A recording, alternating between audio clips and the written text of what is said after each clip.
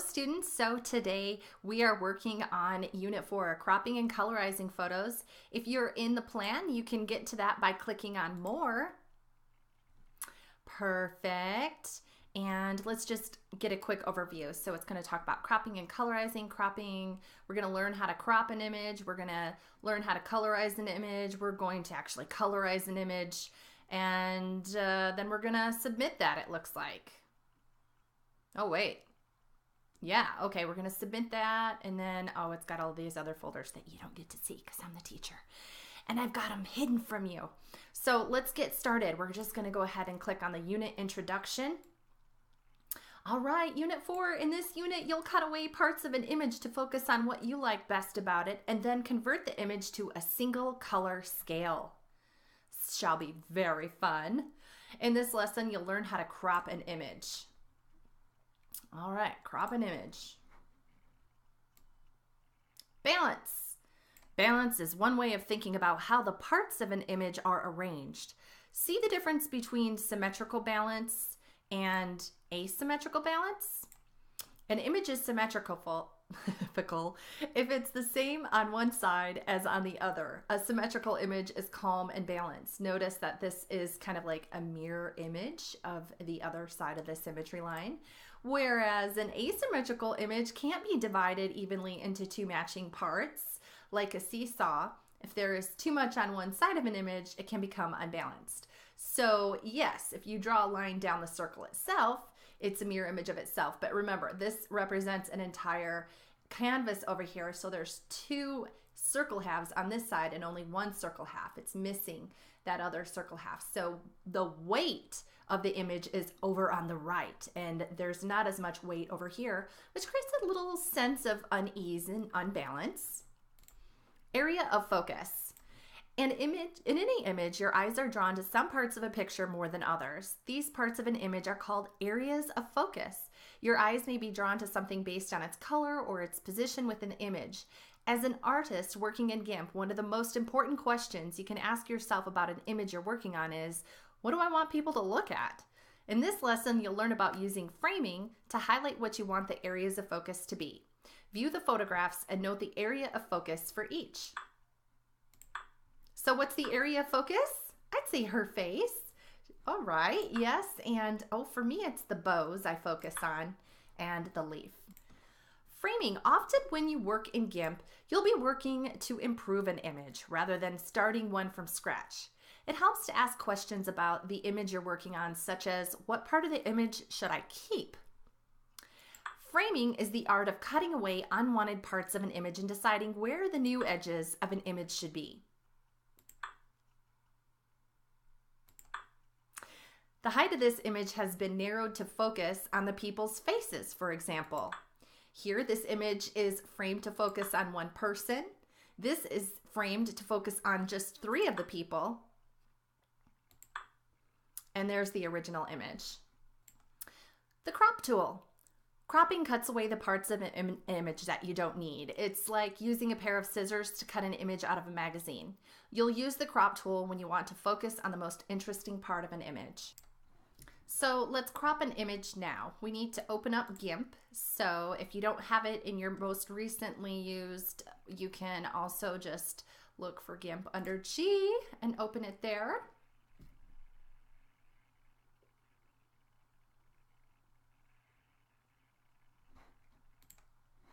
Once it's opened, okay, remember this is your menu bar at the top, and I am in single window mode. So if you have different panels all over the place, just go to Windows and click it into single window mode. Remember, if you're missing your tools or if you can't find your tool options, you're just gonna go under Windows. Here's the toolbox, and under dockable dialogues, that's where you'll find tool options, okay? So hopefully you've got everything that you need. Now we're gonna go ahead and go to File, Open.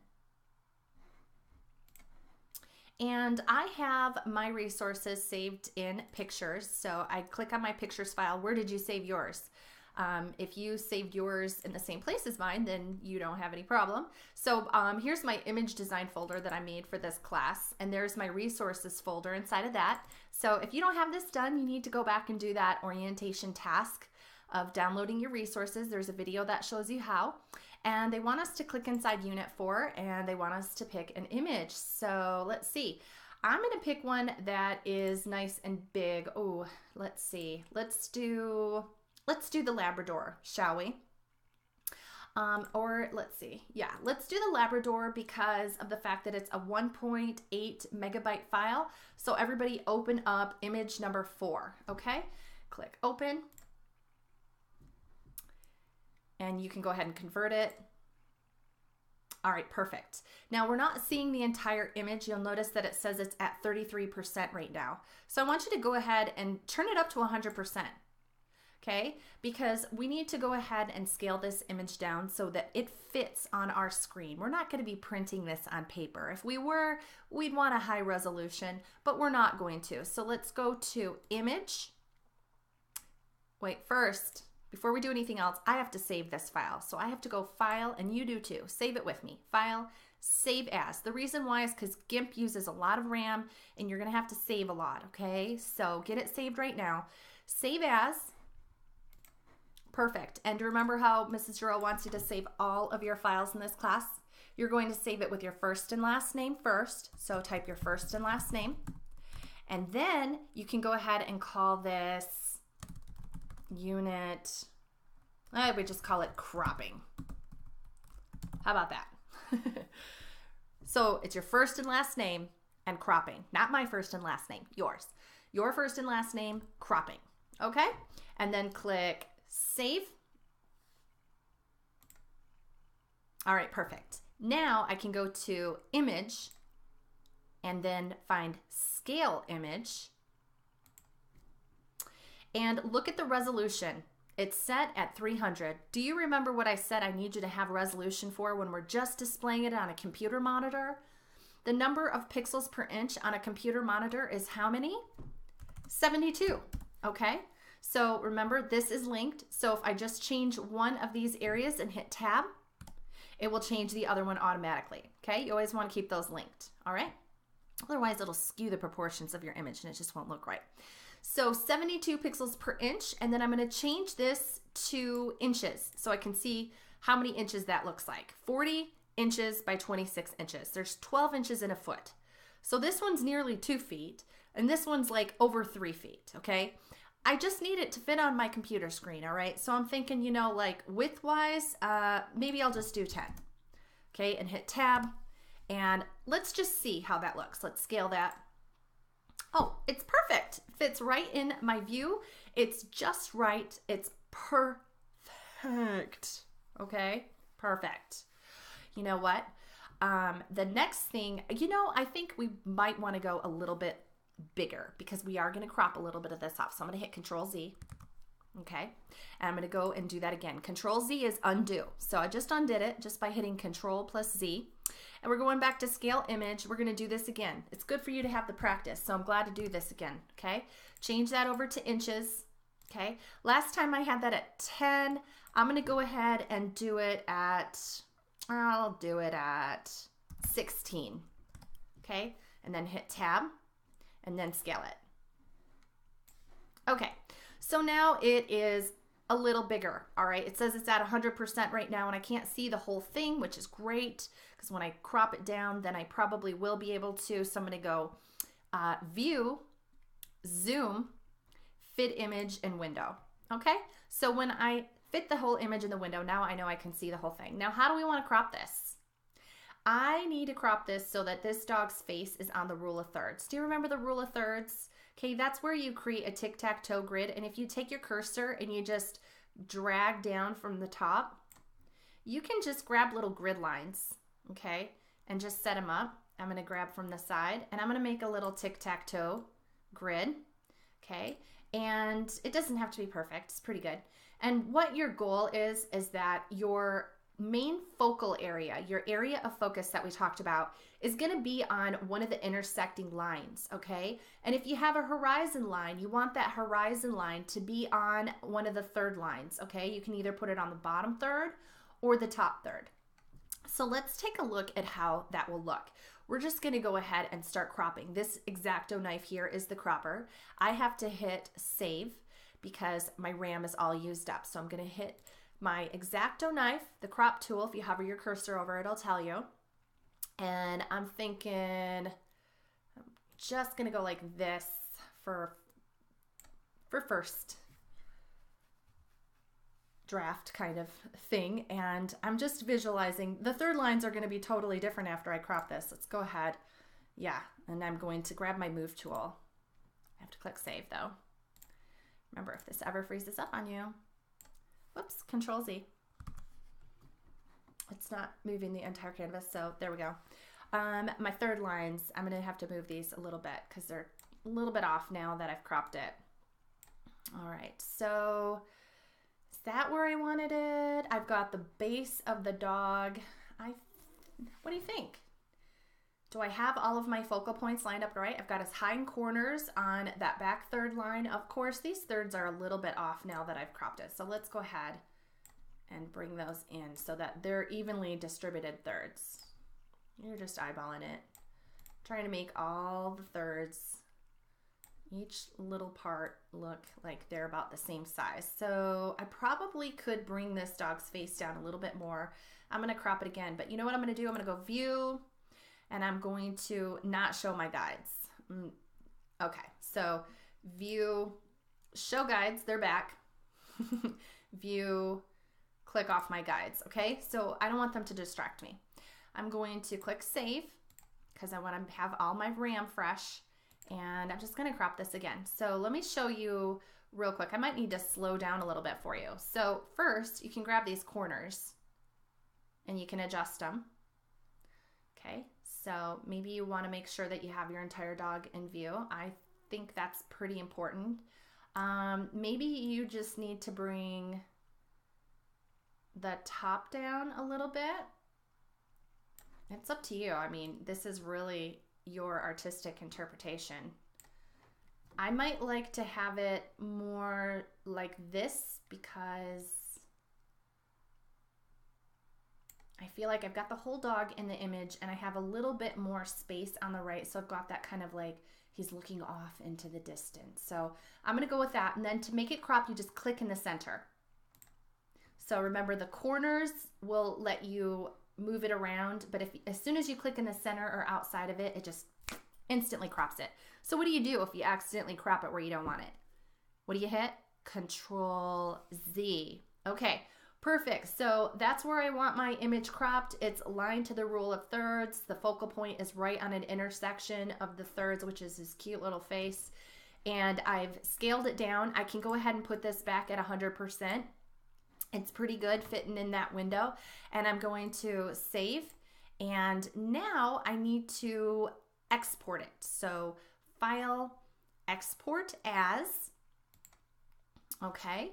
And then this is going into my Unit 4 resources folder, and I might not want my files in that folder, but oh well, they're in there. I'm gonna leave them there. It says my first and last name, and I'm not saving it as a PNG.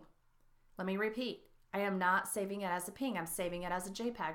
So you can go down here where it says select file type by extension, and you can click on the plus, and it will give you your options, okay? So I'm going to save it as a JPEG. If you click on JPEG, you'll notice up at the top that PNG is going to instantly change to JPEG. Now that means that you could have just manually gone in and erased the PNG and typed in the .jpg yourself, and that would have worked. Remember, follow every direction. Slide this over to the side, okay? And then click export. That way, when you pull your optimizer box over, you can still see the image, okay? You're going to click Show Preview in Image Window, okay? And that's going to tell me how large my file size is. Now I'm at 98% and I'm only at 214 kilobytes. Like I've said, get your files down around 500 kilobytes or less. So bring the quality up to 100% because you can. You haven't hit 500 kilobytes. You're below that still, even at 100% quality. Remember, if you slide that quality scale down too far, your image will become pixelated because there's just not a high enough resolution or pixels per inch of color to make it look good. Keep that quality as high as you can while keeping that file size below 500 kilobytes for me, okay? And then you're just gonna click export, Perfect. You're ready to upload that puppy to the Dropbox. Let's do it. All right. Check your work. Are you happy with how the image cropping turned out? If not, reopen the original file and try again, or hit Control-Z. Are you happy with the cropped image's resolution and file size? If not, go back to optimize the image procedure page and repeat those steps. Click the file menu and then click save. Don't follow those directions because for some reason they're not correct. And in this lesson, you learned how to crop an image to frame it in a new way. Exciting. All right, so we should have a Dropbox coming up here. Where is it? There it is. Okay, I might have to move this Dropbox so it makes a little more sense for you because you can't even see it. But here's your Dropbox. It's probably going to have a totally different name. Let me fix it. Okay, so the Dropbox is here. Okay, so you're just going to go ahead and, let me publish that. Very good. You're going to click on that Dropbox. Okay.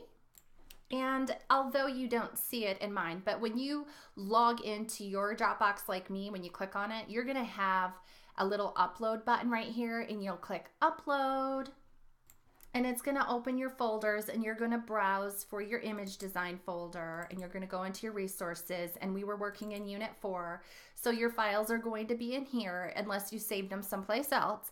And then you're going to submit your Rachel Girot cropping, the GIMP file that has the extension .xcf. Remember, if you're in the View tab, you can get your details and make sure file name extensions is there. So you'll do your cropping and you're going to also do the cropping JPEG, okay? So two files, the JPEG and the .xcf file, they both are named with your first and last name. They come at the beginning of the file. Please follow those directions. And then the size, look at the difference in your GIMP size versus your cropped and file optimized JPEG, which was only at 376 kilobytes. If you followed my directions, that's fantastic. You just want that puppy to be below 500 kilobytes for me, okay? All right, perfect. So submit those. Yeah, you know after they upload, you have to click the submit button, right? Yeah, click submit. Okay, and then we're gonna go to 4.02 colorizing. So let's get going with that because time is of the essence here. All right, in this lesson, you'll change the color of your image and save it for use on the internet. Wow, colorize an image. Ding. Desaturate. The Desaturate dialog box lets you make a black and white image out of a color image. Using the dialog box's options, you can control the brightness or darkness of the black and white image. Explore the Desaturate options. This is the original color. Lightness adds a shade of gray that's midway between the darkest and brightest colors of the image. Luminosity adds a shade of gray that makes greenish colors brighter than red and blue colors. And average adds a shade of gray that usually falls between the lightness and luminosity settings. Okay, so let's go ahead and we are going to desaturate this image, and how you'll do that is you'll just go to colors, ding, and you'll go down to desaturate, ding, and notice there's no color anymore because to saturate means to just soak it up with color, right? Like a sponge saturates with water. When you desaturate, you take away the color. And then you have these three choices. You have the lightness, the luminosity, and the average. Whoops, and I have to click save because my RAM ran out. So I'm going to try luminosity. Okay, perfect. And yeah, this is how it works when you're making a video at the same time. And then average. So I'm gonna go with, you could turn off the preview. That might save me some RAM. I'll just go with what I have because quite frankly, I'm out of RAM. You won't be. You can pick the best one. If I wasn't making a video, I could pick the best one. Perfect. So there is your desaturate version. And over here, you have some layers. Notice that I have this image over here in the desaturate compartment. We're going to actually rename that layer. Now, whoa, what happens if you don't have your layers over here? Well, look in the layers tab and go all the, whoops, That's a different program. Windows, go into dockable dialogues and click on layers, and then your layers will show up, okay? So where are the layers? Dockable dialogues, under Windows, click on layers. All right, so here's your layer. You're gonna right click on it, and you're going to select, isn't there a place to name it? Never mind, just double click on it and type desaturated doggy. How about that? And you have to hit enter, because if you don't, it doesn't save your name change, okay? Perfect. So I'm gonna go ahead and watch what happens if I close the eye. It's gone. Now I can make it visible again. Invisible, visible, invisible, visible. So we're gonna go ahead and let's right click on that layer, and we're gonna duplicate that layer, okay? So I'm gonna go ahead and lock it and hide the original desaturated doggy layer. And this one, I want you to double click, and you're gonna name this the colorized doggy. It's gonna be the colorized doggy, okay? And you're gonna hit enter, all right? So we duplicated the original layer. I hit it and locked it. Not that locking it was gonna do any good. I don't understand why the lock's not working, but now we're going to colorize the dog, okay? Colorize lets you add color to a grayscale image or change the color of a color image. View the different colorized settings. So hue, that's gonna change the actual hue. So like hues are colors like blue, purple, green, yellow. Saturation is going to make it so that it has more or less color, right?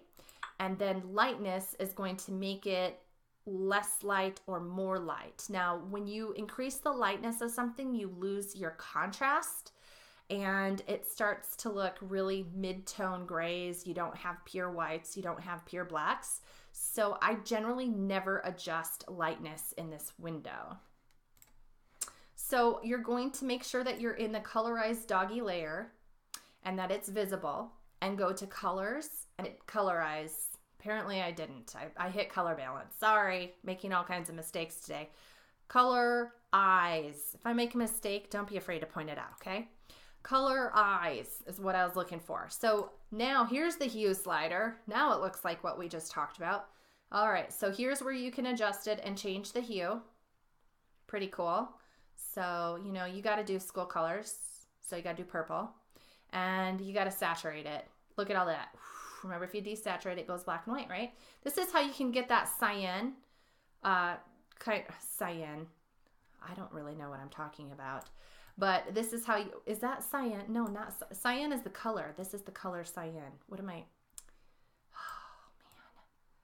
What is that? Sepia. Sepia, yes. This is how you can get that sepia tone. Like if you bring your hue down here to this end of the spectrum, you know, you can get that cool sepia tone, and then you kind of desaturate it a little bit, and that gives you that sepia tone, okay? Now, if you decided to go with a sepia tone, all right, you could go, okay, and then you would go into, now everybody needs to do this. Remember, I said I don't usually adjust the lightness on that one because I want to go to brightness and contrast to adjust my lightness. The reason why is because when I adjust my lightness, it's also going to let me adjust the contrast, because watch what happens when I make it lighter.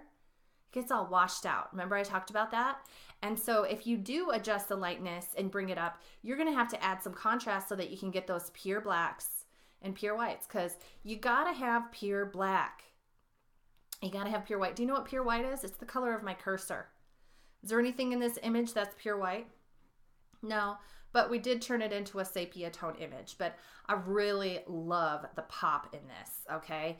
Do you think I could get some pop here in the foreground? I could. I'm going to click OK on this. File, save as, desaturated. Let's call this Rachel Girot colorized and desaturated, or something like that. Just make sure that you have your first and last name, colorized and desaturated, and click save. This is your GIMP file, and then you're going to go File, export as, and yeah, it already says JPEG. We've got it already trained to say JPEG because we've been working in it for a bit. What do we have to do? We have to move this over to the size. We click export. We move our box over so we can still see our image. Click on show preview in the image window. Bump that up to 100%. Look, we're still below 500 kilobytes at 100% quality, so we're good. Click export. Excellent job. So check your work. Are you happy with how the colorizing turned out? If not, close your file, open it up, and do it again. All right, good job. So in this lesson, you made an image black and white. You desaturated it, and you used hue, saturation, lightness, well, brightness and contrast to colorize an image. All right, and make it look good. And you use layers too. I'm so proud of you. Good job.